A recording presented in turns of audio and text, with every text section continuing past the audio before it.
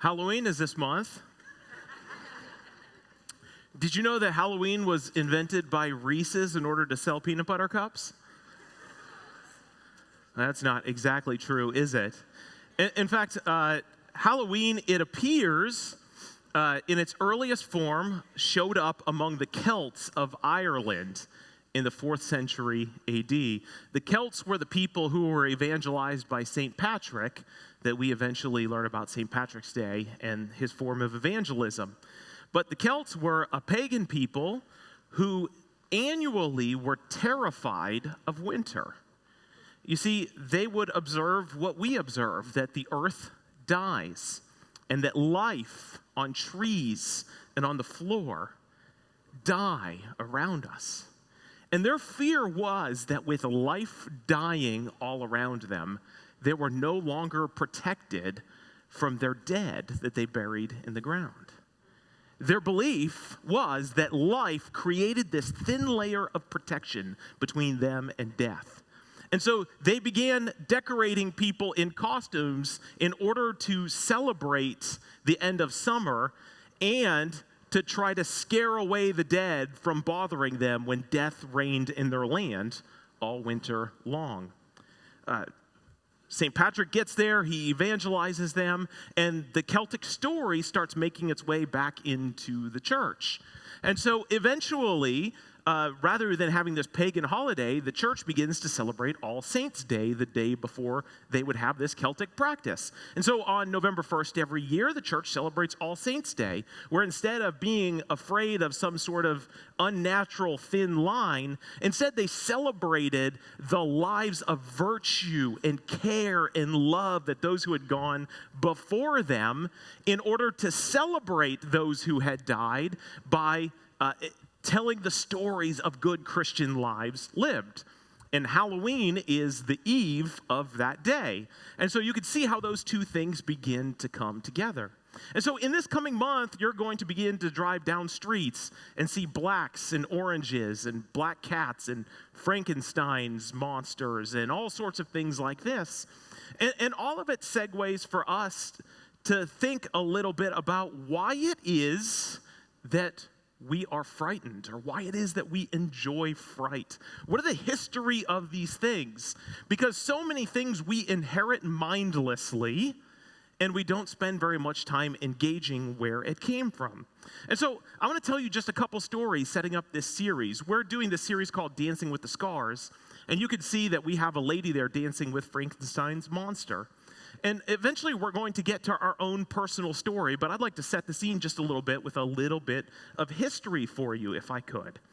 For example, one thing that people seem to really, really like is watching scary movies. And two things that make their way into our scary movies are zombies and vampires.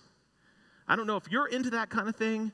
I couldn't care less about either of those two genres. But there has been actual research on zombie and vampire movies that connects them to political parties in America. This is fantastic. I'm serious. So, Bill, could you show us this chart? There is a documented rise in vampire movies whenever Democrats are in office, and there is a rise of zombie movies whenever there are Republicans in office.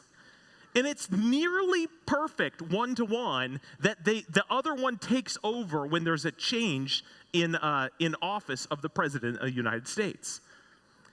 I'm not sure, maybe we're not going to see that chart. I was hoping we would.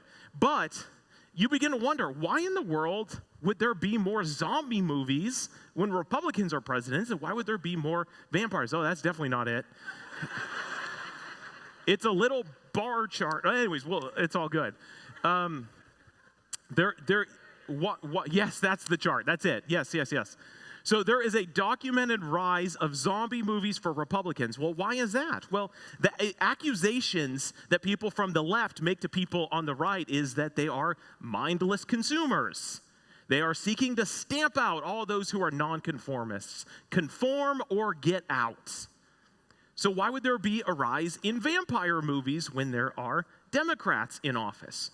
Well, because Democrats are accused of being vampire-like. They are promiscuous, blood-sucking. They operate in the dark and they're shifty, right? These sort of accusations from across the aisle at each other begin to make some sense as to why the other side of folks would be painted as monster-like. Because if they're like monsters, you won't vote for them. Who wants a monster to be your president? And yet, when it's your own monster as the president, you are defending. They're not a monster. This is the way it should be. In so many ways, our mind goes to this place of creating monster-like tendencies with people that we perceive to be our enemies. Because when we can evoke an image of monstrosity in the other, we can then begin to exclude them from the places that we call safe. Monsters aren't welcome into inner circles of society. Monsters always operate on the outside.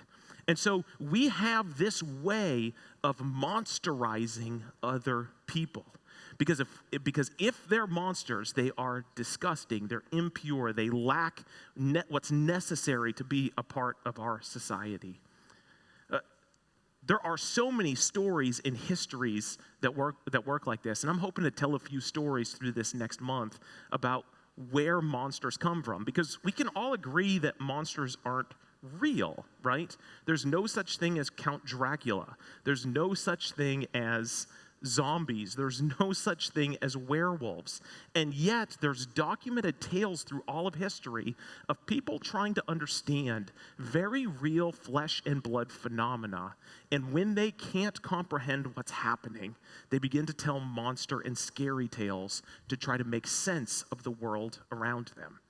For example, speaking of zombies, in America in the 19th century, not 150 years ago, there was an epidemic that spread across New England in particular. It's documented all over New England, that people were being buried before they were actually dead.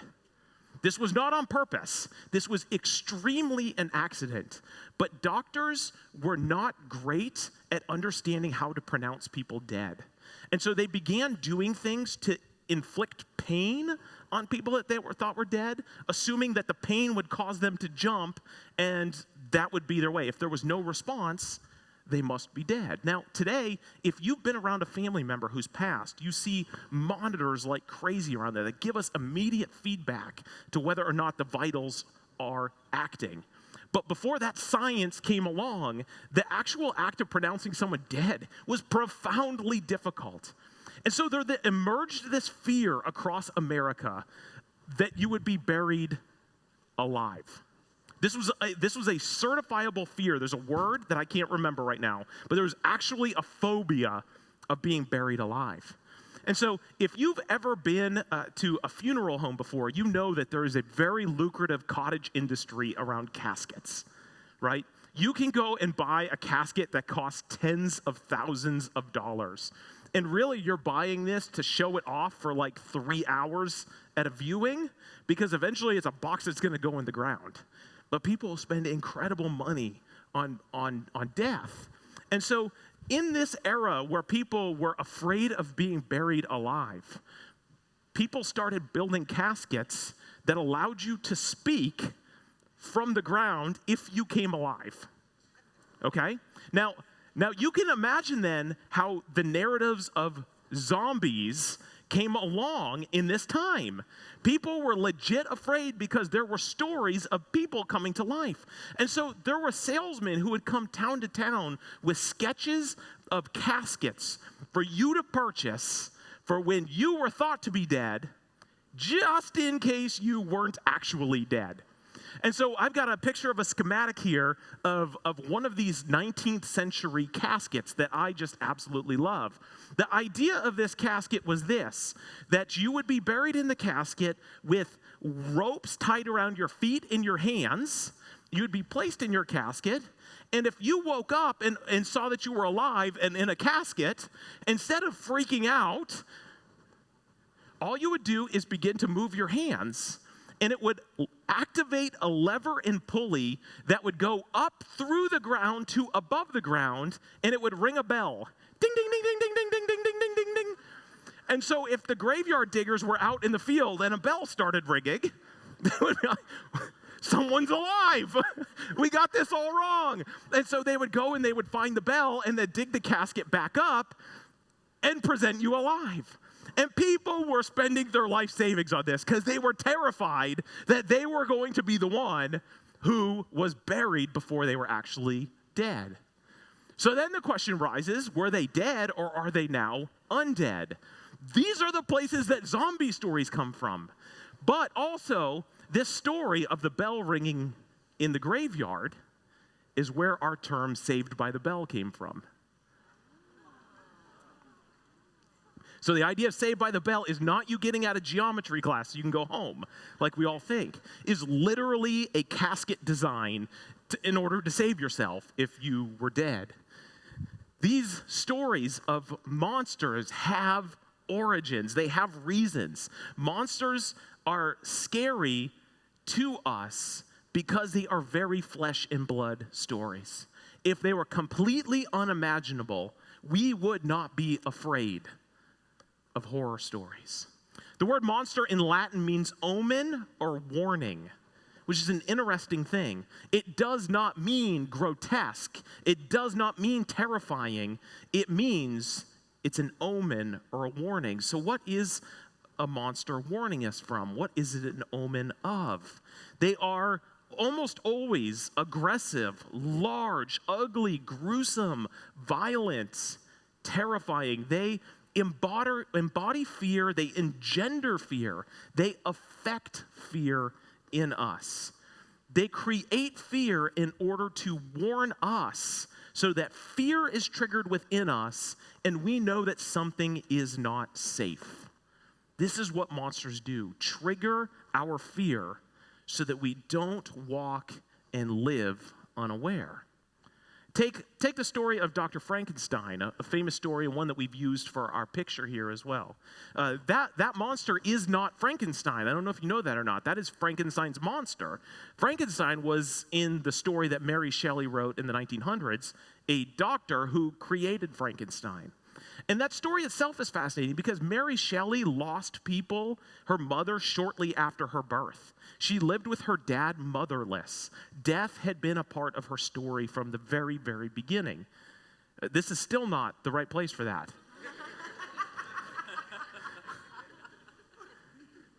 So Mary Shelley was haunted by death from the time she was born. And this story of Dr. Frankenstein is fascinating because it tells her story in so many ways. Dr. Frankenstein, as a kid, lost his own mother, and his promise over his dead mother's body was that he was going to find a way to defeat death. His mother had died before he went off to school, and his pain was so real that he wanted to figure out a way to defeat death. So he goes off to school, begins studying, and he finds that there are people who are wrestling with this same question. And he makes the final breakthrough on someone else's schematics. And so he begins to tell himself the story that if he finds people's remains and stitches them together, it's just raw material. It's just raw material. And so eventually he stitches together the body parts and brings life to it.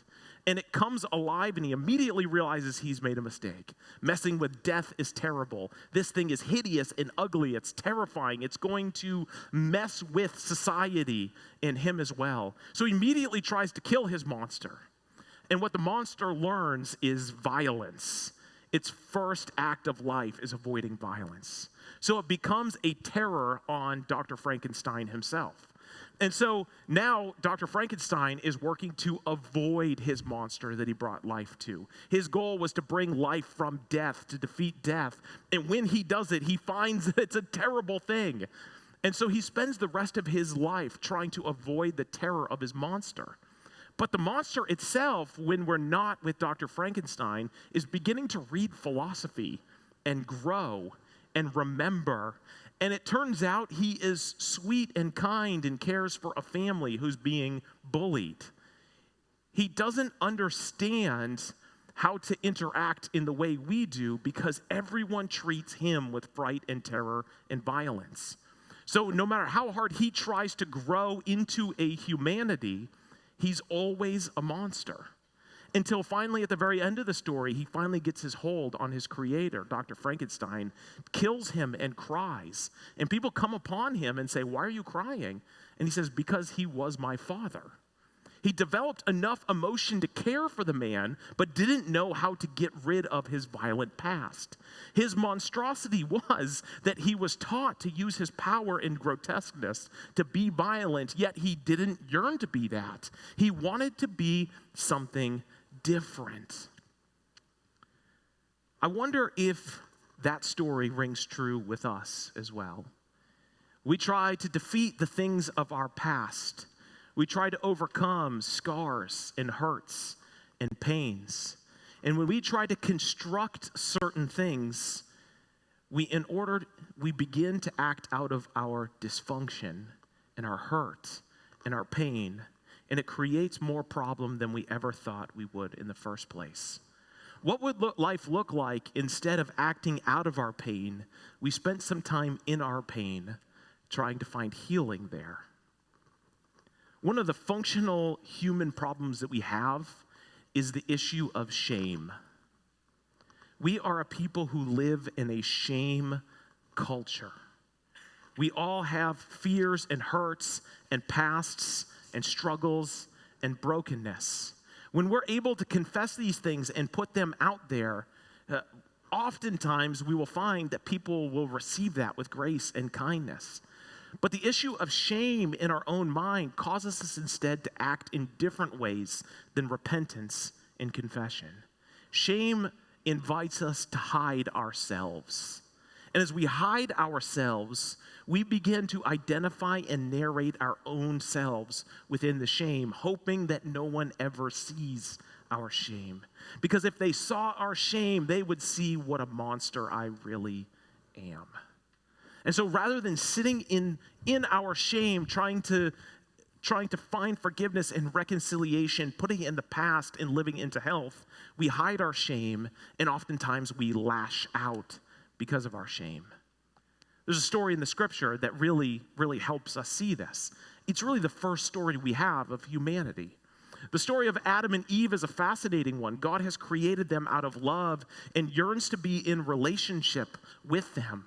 He creates Adam and he creates Eve, and we're told in Genesis chapter 2 that a man leaves his father and mother and is united to his wife, and they become one flesh. Adam and his wife were both naked, and they felt no shame. There was no understanding within them that nudity was shameful. They had not encountered sin. They had not sinned. So there was no ability to even narrate what shame would look like. They just were. And they were so connected with God, their daily walks in the garden, that their identity came out of their relationship to God. And so they spent no time thinking about what it was within them that they were hiding or was embarrassing. There was nothing about them that was unhealthy, so there was no projection of unhealth to the world. They lived shamelessly. We move into chapter 3, the very next story, and God shows up as he does on his normal daily walk through the garden, and he begins to say in chapter 3, hey, Adam, Eve, where are you? And Adam answers, I heard you in the garden and was afraid because I was naked, so I hid. And he said, who told you that you were naked? Have you eaten from the tree that I commanded you to not eat from?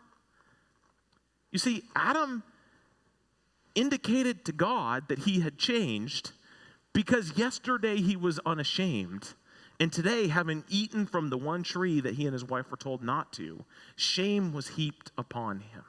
He felt something shift inside of him, so that which always was in his relationship with God now became shameful. Sin changed Adam's relationship to God, and Adam knew it before God did as well. Adam now needed to hide himself not only from his spouse, but also from God. He was now living and acting out of his shame. It's been said before about this story that the first sin has incredible forgiveness. The first sin is eating that which God told you not to eat.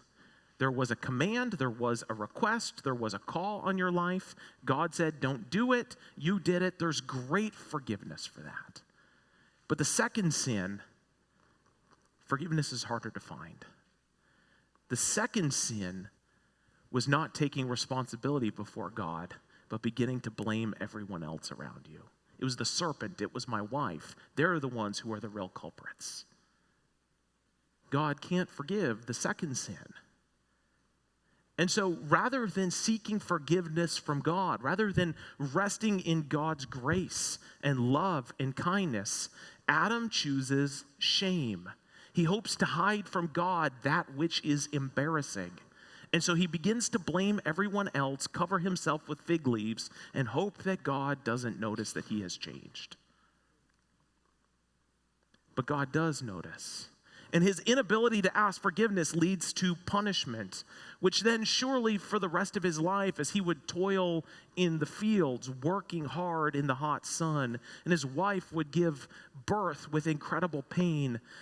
Imagine that it may have been more complex for them to deal with their shame than in the first place. To just lay before God and say, this is what I've done and I'm sorry. Now as they're paying for consequence upon consequence upon consequence, they may just wonder, what would have happened if I just would have sat at the feet of God, confessed what I did, instead of letting my shame dictate how it is that I live. Shame is an interesting tool because it informs you. It gives you feedback of an internal state of inadequacy, dishonor, or regret. Shame isn't necessarily bad because it gives your brain feedback. When you feel ashamed of something, it tells your equilibrium that something is off. Spending time in your shame is better than acting out of your shame. Because oftentimes when we act out of our shame, what we try to do is tear the people around us down to the level that we see ourselves at. So if a woman gains weight, she may find that it's difficult for her to leave her house. People may notice now that she's heftier than she used to be, and so she may live instead inside the confines of her house where no one will judge her. She's hoping that others don't judge her as harshly as she judges herself, which then increases the way she sees herself in shame. A man may potentially feel shame as well. Perhaps he feels less than his potential allowed him to be. Perhaps he's angry at the way that life has torn him down and not allowed him to advance. So it's possible that he may relocate his own shame onto his spouse or his children, constantly manipulating their self-esteem by tearing them down. Because if they feel as miserable as he does, then that's a sense of justice in a world of shame. Children are very good at locating shame. Remember back to elementary and middle school. How many of us went to school every day hoping that our neighbors wouldn't find out that thing that made us really nervous? We would armor ourselves. We would hide our most scary things.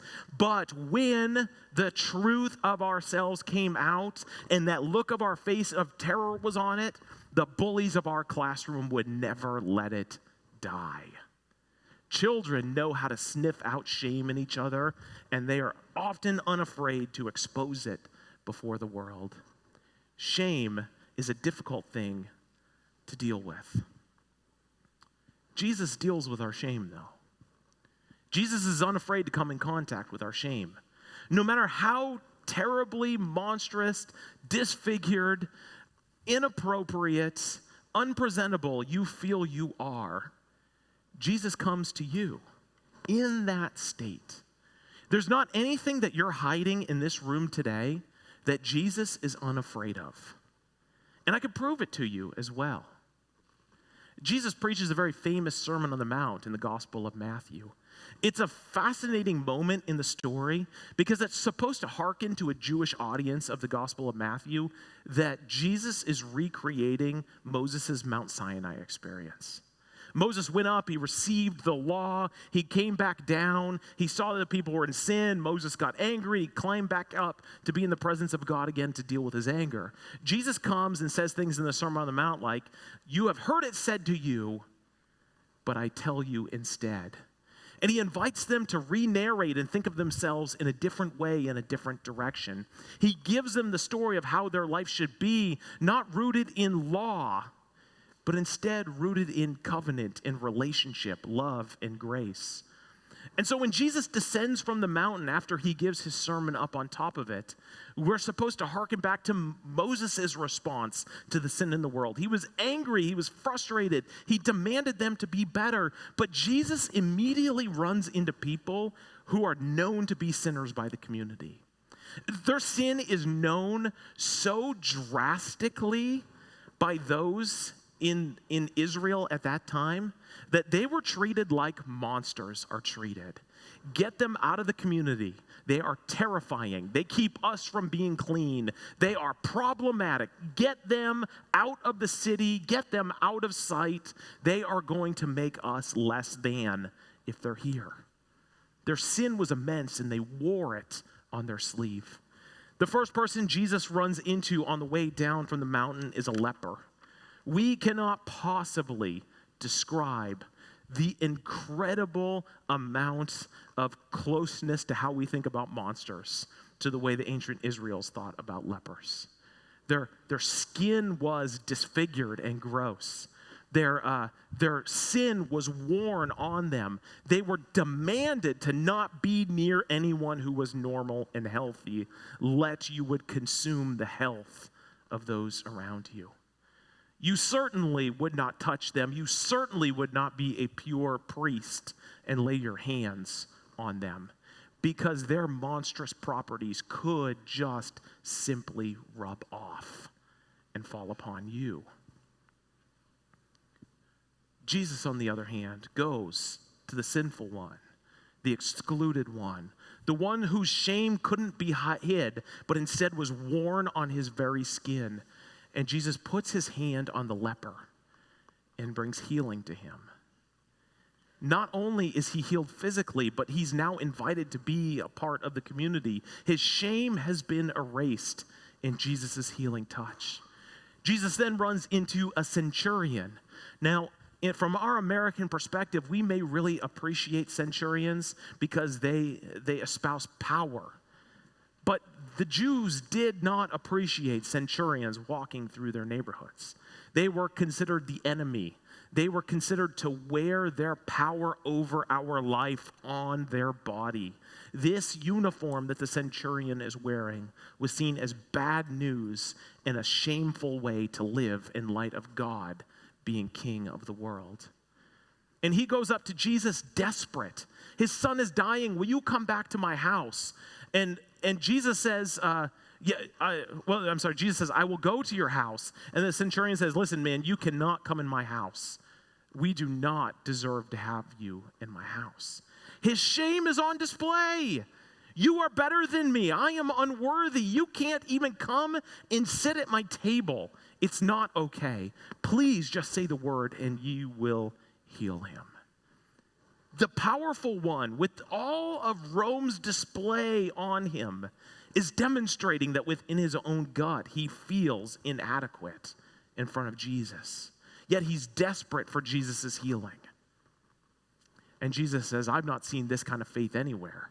That you believe that I could heal without even going, but by the time you get home, your son will be healed. Another story dealt with on the bottom of the mountain is the woman who's bleeding. The woman has been bleeding, we're told in this story, for 12 years. Why in the world the author knows that or uses that number or tells us is kind of confusing. Why does it matter? She's bleeding. She needs healing, right? But 12 years indicates to us that she has been isolated and lonely, friendless, familyless, homeless for over a decade. If you want to understand the way we create monsters, this woman is that to the Israelites. She cannot have children. She cannot have a spouse. She cannot live with her parents. Her constant bleeding has made her someone who lives on the outside of the community. And every time she is seen, people look at her with disgust and run in the other direction. Pile 12 years of that upon your psyche. And imagine the shame she must have felt within her. She wasn't simply asking Jesus when she reached out to touch his cloak, hoping that it would heal her. She was not simply hoping that the blood would go away. She was reaching out in desperation that her shame would be erased, that her relationships would be restored, and that she could again be just a normal human. And while Jesus was on his way to someone else, she pushes her way through the crowd, reaches and grabs his cloak, and Jesus feels his power go out and wants to know who. And they all point to the woman who has just broken every cultural norm there is. Her moving through a pack of people is problematic, to say the least. But she was desperate for the healing that Jesus could bring. And her desperation brought to her the healing that she imagined Jesus could bring. All of these people are filled with an internal shame within them. They are terrified that they are who people say they are. They are terrified that their history and their past is dictating their future. They're terrified that death is coming to their house. They're terrified, and they need Jesus to heal them. But the healing isn't just the healing. The healing is about restoration. The healing is about new life. The healing is not just what is skin deep, but also what's built up within the gut and the soul and the mind as well. The things that cause shame for us could be similar to this, but they could be different as well. We have new medical technology to deal with excessive bleeding, to deal with children who are ill and maybe dying. We have ways to address skin diseases. So we understand that differently, but we heap new shames upon ourselves and others. We have private thoughts of unworthiness. We say words in haste or anger. We break relationships. We speak in hurt. We have deep feelings. We have fresh wounds. We have old habits. These things can look like so many different things that we can have shame about. We can have shame over sex. We can have shame over failure.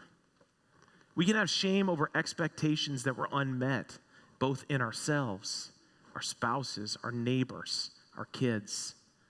We can have shame over abortions that have been performed. We can have shame over attractions to people that we know we shouldn't be attracted to. We can have shame over addictions to drugs, alcohol, sex, porn, food, the gym, approval. We can have shame over unkempt cars or messy houses. We can have shame over things like infertility, miscarriages. We can have shame over body issues, body image. We can have shame just for embarrassing so easily. We can have shame over whether or not people like you, whether or not you're worth it, anxiety or depression, diagnosed or undiagnosed. We can have shame over secrets that we hold, disformities on our body. We can have shame over poverty. We can have shame over wealth. But I want to say this to you today, and I want to say this to you as clearly and cleanly and as strongly as I possibly can. You are not the sum total of your blooper reel. You are not the sum total of your blooper reel. We all have a blooper reel. Everyone in this room does. And we often live in a space of hoping that our bloopers never get played in public.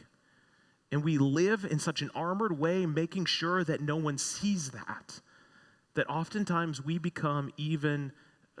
even struggle to bring our blooper reel to Jesus. Oh, to have the audacity of those in these Matthew stories today. To bring our shame and our past and our hurt, our sin, our anger, our frustrations to the feet of Jesus, and with incredible faith, reach out to him and say, I know you can heal this. Jesus wraps up this scene at the bottom of the Sermon on the Mount with some famous words. This is what he says. All things have been committed to me by my Father. No one knows the Son except the Father, and no one knows the Father except the Son, and those to whom the Son chooses to reveal him. These are the words I want you to hear today. Come to me, all you who are weary and burdened, and I will give you rest. Take my yoke upon you and learn from me, for I am gentle and humble in heart, and you will find rest for your souls. For my yoke is easy and my burden is light. Jesus embodies this with the leper, the centurion, the woman who bled. And he also represents it in this series of stories with dinner with a tax collector. Tax collectors were the monsters of all monsters in Israel. They were a thief. They were religious and political turncoat. They were wealthy, unwelcome. They chose money over loyalty, friendship, and family. They were loathsome creatures in Israel. And the Pharisees, the one who acted shameless, came upon Jesus having dinner, extended to the lowest of the low in their society, and they were scandalized. And Jesus says, listen, man, it's not the healthy who need a doctor. This is the Jesus we worship today. This is the Jesus whose table I open to you. As we come to receive communion as we end today, I invite you with all sincerity to not lift your shame, set it to the side, and come forward to the table. The tax collectors were tax collectors when they dined with Jesus. They didn't set that label aside. They knew who they were. They knew how people saw them. And they audaciously came to the table to dine with Jesus. And Jesus says, man, I'm here to be a doctor to this stuff. I'm hoping to heal your struggles. I'm hoping to bring life to where you feel death reigns. I'm hoping to transform and give you a gift of addressing the shame and guilt, and instead replacing it with grace, freely given by the body and blood of Jesus. And so today we're going to open this table. Pastor Norm's going to come up and remove the sheet.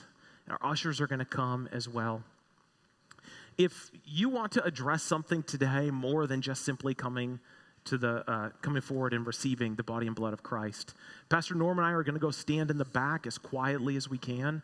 And if you'd like us to pray, or if you'd like to confess something, or you'd like to share what it is that God is wrestling with your heart, if you just want someone to pray for you, Pastor Norm and I are going to do just that in the back of the sanctuary away, so that you can have a moment of privacy. If what you really need is to just come forward and receive the grace of Jesus today, the hope and love of him, bring with you your story and find that Jesus still opens the table to the unworthy, I invite you to do that as well. I want to remind you that the table is for all those who confess that Jesus is Lord. You don't have to be a member here. You don't have to be Nazarene. But if you know that Jesus is Lord, I invite you to come forward and receive the elements. You'll do so by standing, exiting your row to the left, receiving at the person at the front of that row, then returning to the right and going back to your seat.